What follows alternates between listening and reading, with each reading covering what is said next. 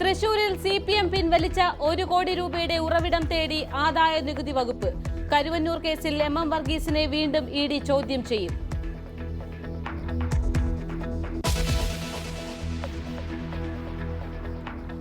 കൊടും ചൂടിന് ശമനമില്ല. ഉഷ്ണതരംഗം തുടരുമെന്ന് മുന്നറിയിപ്പ്. പാലക്കാട് നാളെ വരെ ഓറഞ്ച് അലർട്ട്. ആലപ്പുഴ, തൃശൂർ, കോഴിക്കോട് ജില്ലകളിലും ജാഗ്രതാ നിർദ്ദേശം.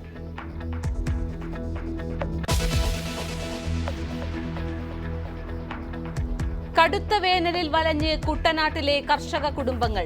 10 പഞ്ചായത്തുകളിൽ കുടിവെള്ളം കിട്ടാനില്ല.